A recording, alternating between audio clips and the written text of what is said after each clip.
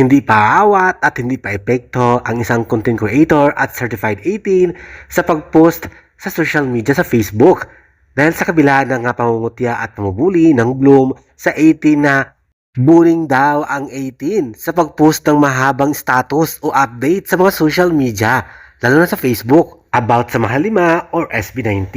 Feeling confident itong content creator na si Princess Ryan Cost. Ito ang sabi ni Princess Ryan Cost.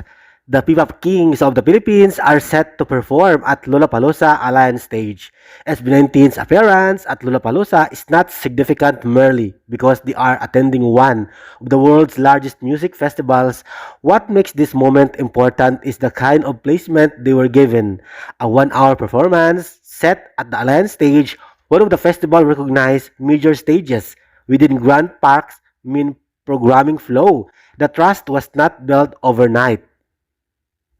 For years, SB19 has developed a reputation not only for strong fan support but for performance consistency. Whether performing on small stages, international tours, televised events, or difficult live conditions, the group built its identity around delivering complete performances instead of relying purely in virality or trends. Their strength has always been most visible in live environments, synchronized choreography, stable vocals, stage command, and emotional intensity delivered simultaneously. Dagdag pa sa post ni Ryan, for many Filipino fans, seeing SB19 officially printed within a Lollapalooza schedule is symbolic not because it suddenly validates Filipino talent, but because it is visibly places Filipino music within spaces that once felt unreachable, not as a side feature, not as a novelty, but as part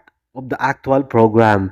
The Alliance Stage slot represents more than attendance. It represents trust in their ability to perform on a demanding international platform where audiences owe artists nothing, and where every performer must prove themselves moment by moment.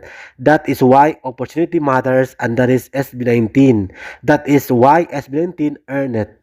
Talaga namang totoo na hindi ito first time na largest festival ground na nag-perform ang SB19, kundi marami na rin. Isa na dyan ang pinakamalaking SMDC Festival Ground at syempre sanay sila sa mga maliliit na stages at ground, at heto nga sa Amerika ang isa sa mga pinakamalaki Alliance Stage ng Lollapalooza. Kaya naman good luck.